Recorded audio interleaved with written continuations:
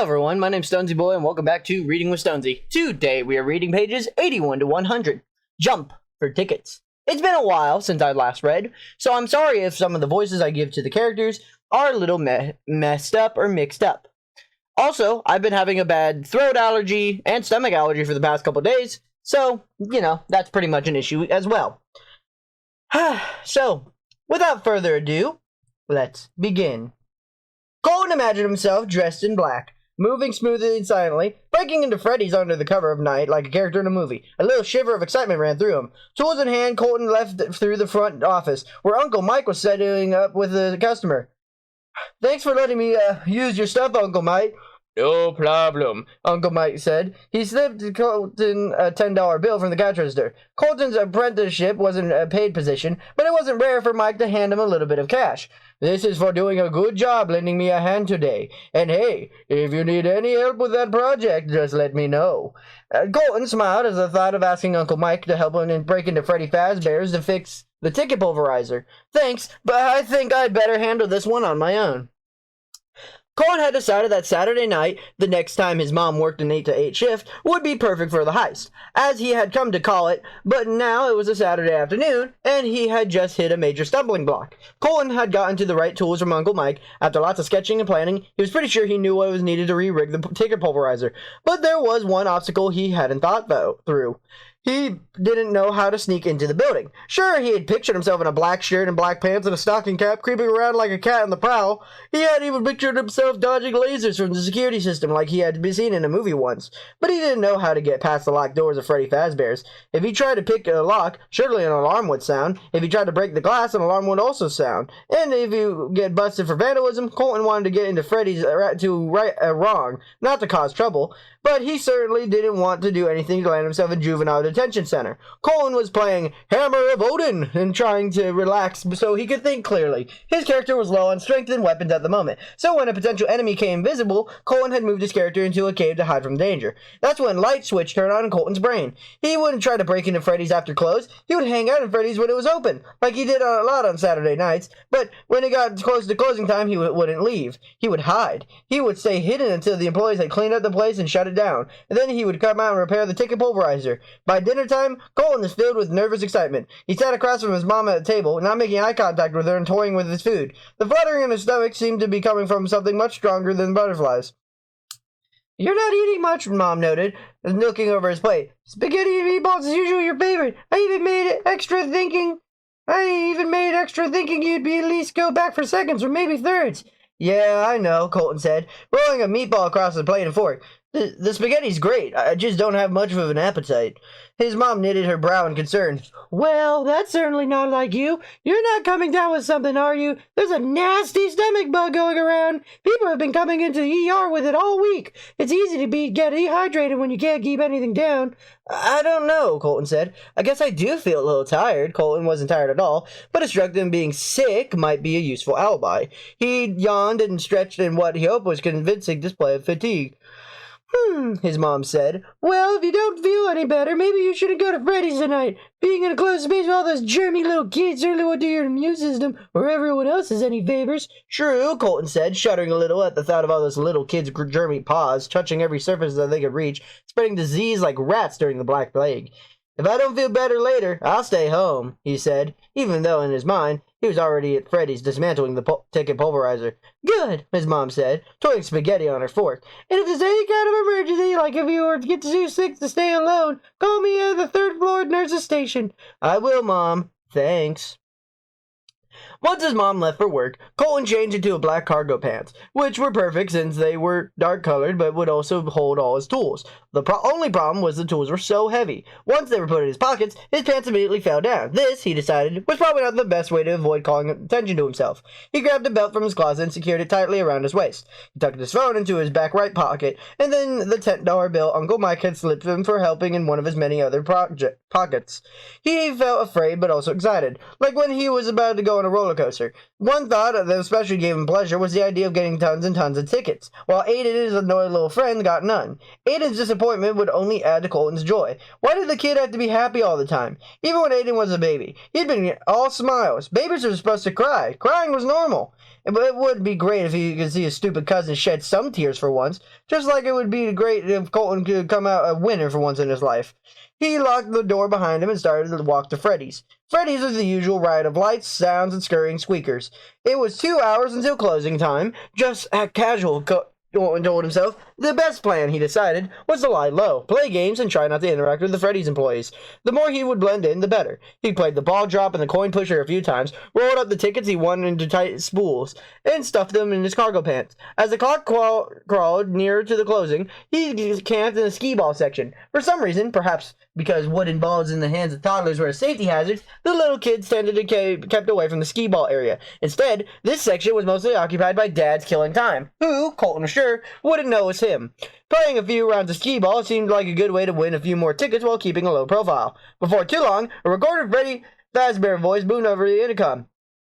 "Sorry to spoil your fun, friends, but Freddy's will be closing in 15 minutes. Come back tomorrow and play all day." Colton took a deep breath and tried to steady his nerves. It'd been time to swing into action. He was going to have to find a place to hide. He walked as casually as he could manage around the perimeter of the restaurant, looking for a room he could slip into unnoticed. The restrooms were out of the question, as someone would surely come in and clean them after closing time. He certainly wasn't going to open the door marked office. Exploring further, he found another door, decorated with a poster of Freddy Fazbear and weird-looking animal pals, but otherwise unlabeled. He glanced around to make sure no one was looking, then tried the doorknob. It turned.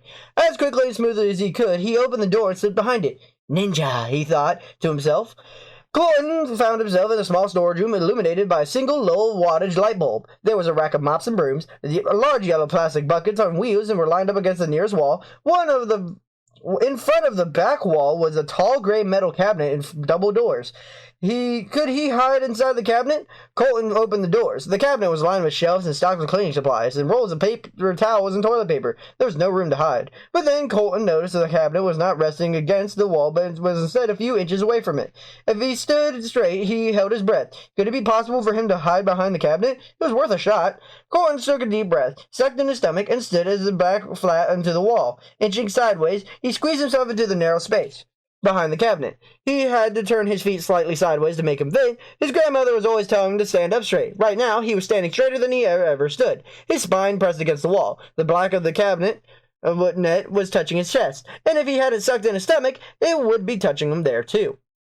Colton had never actually been in a tight space before, so he had never really understood claustrophobia. He understood it now. Even though he knew rationally that he had plenty of access to oxygen, he still had the sensation of not being able to breathe. The space was too tight, too cramped. He remembered reading a story about a man who was trapped in a cave and slowly went mad. Even after only being in his tiny space for a couple of minutes, he understood how quickly his sanity would slip away if he had no means of escaping. But he was in control. He could leave the hiding place anytime he wanted to. He was just choosing to stay there until closing time because it was the only way that his plan to work. He could do this.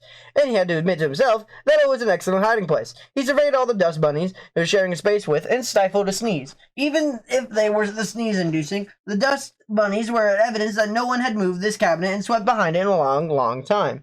If he could stay still and sneezeless, he was going to be fine. Colton could hear the voices of Freddy's employees outside the storage room, and then the noise of a vacuum cleaner, as his mind went drifting to images of himself jumping up and down in repaired ticket pulverizer, literally buried in tickets. Claiming his richly deserved prize, daydreaming helped pass the time, helped distract from the physical discomfort of being pressed against the wall. Colton heard the door in the supply room being pushed open, then footsteps. "I don't know why I've always got to be the one clean the toilets," an irritated sounding female voice about her. "Brittany, the princess, thinks she's so good and cleaned the bathrooms." Footsteps approached the cabinet. Colton's heart pounded like a jackhammer. Colton heard both the Freddy's employee open the cabinet doors. If the back wall and the cabinet had been separating them, she would be close enough to touch him. Colton held his breath. "Don't let her hear you breathe," he told himself. "Okay, so spray cleaner and lots of toilet paper," the worker said, because goodness knows Her Royal Highness Brittany couldn't lower herself to change a roll of toilet paper. Colton heard a cabinet door shut and the worker's footsteps were walking away from him. The storage room was empty again. Colton exhaled. He would mind drift. It would have been for a couple minutes or an hour. He was losing track of time. But then he heard the flip of a switch, and the room was plunged into darkness. A flashlight. Why had he not brought a flashlight? What if the entire restaurant was pitch black? How could he work on the ticket pulverizer then? Stupid, he chided himself. How could you be so stupid? Soon, the noises of human movement outside the storage room faded, and Freddy's fell silent. Colton slowly slid from behind the storage cabinet. His back hurt, and his shoulders were stiff. If it was a relief to stretch. The supply room was so dark it had to be used a light on his phone to find a way to the door. He hoped that when he opened it, he wouldn't be greeted by more darkness. The fluorescent lights in the game area had been turned off, but security lights in the ceiling, along with the colorful lights for the various token-sucking games, still illuminated the arcade. The glow of the games in the dim room had an effect that was somewhat eerie, but at least Colton could see he could do what he came here to do. Colton made his way to the ticket pulverizer. He unloaded his tools from the pockets and laid them out on the floor. He couldn't help but smile to himself. His plan had worked. He was in. He felt like an action hero. He had thought of a lot of the mechanics of the ticket pulverizer and why it worked unfairly well for the annoying little brats. He figured the problem was too loose, too easy for him to push down. If he could tighten it up, make it more resistant, then the little brats couldn't make it budge. But there would be a lot more tickets for the older, bigger, and more deserving. Colton fed another 4 tickets to the ticket pulverizer to make the door open. Once he was inside, it didn't take him long to figure out where to tighten each platform. A few turns of the screwdriver on each corner, and the platform was much more rigid and it required a lot more weight to move it. He was sorely tempted to feed in some more tokens and jump for tickets right then and there, but the jumping was so noisy, and he didn't want to do anything that might call attention to himself. He gave the platform a small experimental push and whispered, "Mission accomplished," before exiting the booth. But as he stood in the middle of the empty arcade, the reality of the situation dawned on him.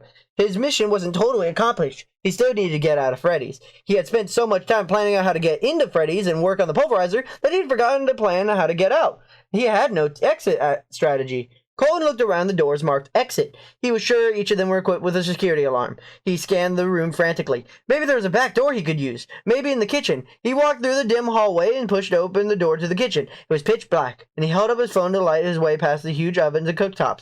Around the corner, he saw the door that fell of rush of relief. But then he looked up. He saw the security alarm. And Colton's breath was short and ragged. He couldn't just stay there until Freddy's opened up again at 11 o'clock the next morning and say, "Oops, guys, I guess I got locked in." Plus, if his mom got home from work in the morning and he wasn't there, she would panic. Think, Colton told himself. There has to be a way out. Colton thought back over all his visits to Freddy's. He had been coming into Freddy's since he was a lonesome little squeaker himself, so he knew the place well. He thought about the layout of the building. Finally, an image popped in his head. The restroom. Wasn't there a window in the men's restroom? The restroom was as dark as the kitchen. Colton held up his phone and light enough to make out the window shapes and the sinks and the stalls. And yes, so the window. It was a small window, too high up to access easily, but he could get to it if he stood on one of the chairs from the dining area. He'd have to leave the chair behind in the bathroom, which wasn't ideal, but it was better than spending a whole night at Freddy's. He went back to the dining area, retrieved a chair, and carried it to the restroom. He set it under the window and climbed onto it. He was worried that the window wouldn't open, but it pushed it up easily, and no alarm sounded. Grunting with effort, he pulled himself through the opening and plummeted off the ground, landing on his hands and knees with an oof. Some of Uncle Mike's tools fell from his pockets. He was a little shaken, but he was okay. Now all he had to do was gather up the tools and walk home like everything was normal. Then his mom got home from her Saturday night shift. She'd find him in bed like nothing had happened. And tomorrow afternoon he'd go back to Freddy's, where he'd be the king of the ticket pulverizer. Colton had only $5 to take him to the Freddy's, but he figured that would be enough. $5 equaled 5 turns inside the ticket pulverizer, and by that time, he'd be rolling in tickets. Once he got there, he didn't bother with the ball drop or the coin pusher. He made a beeline to the ticket pulverizer just in time to see a group of 3 little kids go inside, shrieking and giggling. He smiled to himself. This should be entertaining. Stupid squeakers don't suspect a thing. He watched the little kids gleefully jump up and down. Tickets poured down like water flowing from a faucet. How could that be? After the way he'd fixed it, the weight shouldn't have that much enough to trigger such an outpouring of tickets. Colton seethed with rage. Maybe, though, he had at least fixed things so he would get a lot of tickets too. Maybe he had just turned the pulverizer into a machine that held tickets on anyone who went inside. As long as he got his fair share, he guessed that was okay. The little kids came out, holding fat ribbons of tickets in their equally fat little fists. Colton elbowed his way past them, and it was his turn. He put 4 tokens into the slot and stepped into the ticket pulverizer. His heart was beating fast in anticipation. He knew it was time. At this time, he was going to get what he deserved. The lights on the sign read, "Jump for tickets!" started flashing. Colton jumped, and in his mind he was a jackrabbit, a kangaroo, any animal he could think of with strong legs and big feet and mighty jumping power. He jumped and jumped, but only a trickle of tickets fell. How could that be after all his planning and all the hard work? He went into the heist. He didn't make sense. The madder he got, the harder he jumped. Only a few tickets drifted swiftly to the floor. And one time was up, he was so furious that he stomped out of the machine and left the tickets where they were. There weren't enough for them to do him any good anyway. On the walk home, his anger turned into dejection. Why did life have to be so unfair? Why did some people have so much while people like Colton and his mom had so little? Well, it wasn't just luck, wasn't it? Some people had good luck, and some people had bad luck. It was pretty obvious what kind of luck he had. He couldn't luck change? Surely there had to be some way to game the system. Back at the apartment, Colton's mom was humming to herself while she chopped onions. Tears were in her eyes from the smell, but she had the day off and seemed to be in a good mood. Colton sank into the kitchen chair. "Hey," his mom said, "I'm making sloppy joes. Have you ever thought of how weird the name that is for a sandwich? Like, there was actually a guy named Joe who looked all really messy all the time. And then one day somebody said, 'Hey, Joe, our neighbor got a sandwich after you.' And he was like, 'Oh, that's great.' But then it turned out they were calling him Sloppy Joes. And he was like, 'Wait, you're calling them what?' Colton usually laughed at his mom's weird flights of fancy, but today he couldn't find the energy to respond. 'Oh, what's matter, Colt? You're not even a smile?' His mom tapped him with her spatula. 'You usually think my tangents are funny.' Corey shrugged. 'I'm not in a smiling mood, I guess.' His mom sat down at the table across from him. 'Any particular reason you wouldn't want to talk about it?' 'Not really. I'm just tired of seeing other people get what I deserve. People who don't deserve it, like little kids. They've been around long enough to deserve anything. They've not paid their dues yet. They might as well still be in diapers.' The more he thought about it, the angrier he felt. 'Rough time at Freddy's today, huh?' his mom asked. 'Yeah.' 'The stupid ticket pulverizer again,' he said. He complained about it enough for his mom to understand what he was talking about. 'No luck with it?' Colton shook his head. 'I'm never going to get enough tickets to get what I want.' 'Well, I've been thinking about it, and you know, there are other ways of getting what you want,' Mom said, pulling her hair back with a rubber band she kept around her wrist. Colton didn't think that he liked his mom's tone. It was the same tone she used when she was about to nag him and do his homework and chores. 'What do you mean?' 'Well,' his mom said, 'I had a part-time job when I was your age. I worked at the Swiftly Swirly Cone after school and on weekends, making cones and shakes and sundaes. It didn't pay much, but the money adds up, and when you don't have any other expenses—' Colton couldn't help but feel offended. 'Are you telling me I have to get a job? I already help Uncle Mike out 2 days a week.' 'I'm not telling you have to. I'm just saying it's an option. If you work, say, 10 to 15 hours a week, you could save up money to buy those luxury items I can't afford. If you keep throwing the money at the ticket pulverizer, you probably have spent more money trying to win the tickets than that video game console costs anyway.' Colton stood up from his chair. He was outraged. 'I can't believe you're trying to make me get a job. I'm just a kid. Have you ever heard of the child labor laws?' His mom rolled his eyes. 'You're legally old enough to have a part-time job. Kids younger than you earn money mowing lawns and doing odd jobs for people. There's no reason you couldn't do something like that, or you could see if Mike would give you a few hours a week at minimum wage. It feels good to earn your own money, Colton. It's just something to think about.' 'What's the point of having a cool video game console if you don't have time to play it because you're working all the time?' Colton felt his voice getting louder. 'If Dad was still here, we wouldn't have to worry about money.' For a moment, his mom looked hurt, almost as if he had struck her, but then her expression shifted to irritation. 'No, we wouldn't. But he isn't here, so we have to do our best we can.' She got up from the dinner table and went back to the stove. 'Dinner will be ready in 20 minutes. Between now and then, why don't you see if you can get over your bad mood?' Colton didn't get over his bad mood. He lay in his bed playing the same scene over and over in his head. Those repulsive little kids laughing and cheering as the avalanche of tickets fell on them. He didn't understand why his attempts to fix the ticket pulverizer had failed. There had to be another way to do it. He got out of bed, went to his desk, and started making sketches of the machine. Screwing the platform in tighter had been enough. He would have to known it wasn't going to be that easy. To solve this problem, he would have to dig deeper. Colton had become obsessed with the ticket pulverizer. He looked up similar kinds of machines online, trying to get a better understanding of their mechanics. Today, in shop class, he sat fiercely sketching and taking notes as he had done in every class every day for the past week. Mr. Harrison, the fatherly balding shop teacher, leaned over Colton. Colton, you have been drawing and making notes for ages. What is it you're just designing? Colton knew he wouldn't tell Mr. Harrison that it was really doing. He knew no adults would understand his obsession. Colton wasn't sure he understood it himself, but he knew he couldn't stop until he finally experienced justice for the ticket pulverizer. It's more of a plan for fixing something, Colton said, but still fiercely sketching. Mr. Harrison raised an eyebrow. I can appreciate that, but you know that if you don't actually make something, I can't give you a grade, right?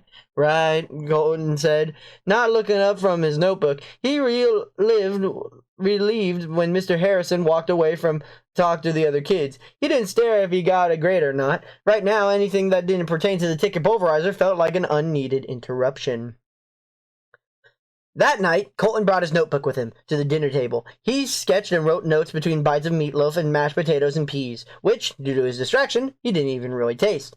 I have Sunday off this week for the first time in ages, his mom said. I thought we might do something fun together. Maybe pack a picnic and drive up to the mountains? Go on a little hike? We could stop on the way home for ice cream at the place you like. Colton said absently. He was aware that his mom was talking, but he didn't actually process any of her words. Colton, Mom said, you're a million miles away, and you have been over a week now. What is it? What are you working on day and night? He gestured at his notebook. Just a project for school, Colton mumbled, not looking up. Well, I hope it is, Mom said, pushing away her plate of half-eaten food, because I ran into your English teacher yesterday, and she says she's been worried about you. She says you're not turning in your assignments and your grade has slipped to a low D. A D means danger, according to her, and it was her reason you're falling behind in your work. Colton finally looked back up. He didn't get his mom off his back. He wasn't going to be able to make that plan work. I'll talk to her tomorrow about what I need to go catch up in class. Sessions run hard. Anywho, you know what else was... Well, it wasn't hard. It was pretty easy, actually. The fact that today we read pages... Come on, show up. Today we read pages, zoom in, 81 to 100. Next time we will be reading, that's a lot of pages, 101 to 125. Boop, boop, boop. Where is it? Oh, sorry, I meant 101 to 100 to 12. Oh no, I'm super cool and wacky, and I accidentally put 12, but I go, yeah. There we go, it's perfectly to the side, lock it in, and never got to change it for the rest of this book. So, yeah. Hope you guys have a super fantastic, wonderful day. Be polite, be efficient, make sure to like, comment, and subscribe. And this story... I gotta give my opinion on the story. It's, kind of strange. Like, it's good, but it's... I don't know. I guess it's like the idea of obsession, and then it's like him trying to fight for the little man, which is then turning into obsession. But I just don't think that really works for him. Like, if they were like more talking about how he had to eat like poor food or something, I think I'd be feeling that more. But the idea of Colton being poor, it doesn't make any sense. Just like the whole argument. I don't know. Anywho, super fantastic, wonderful day. Love y'all. Bye!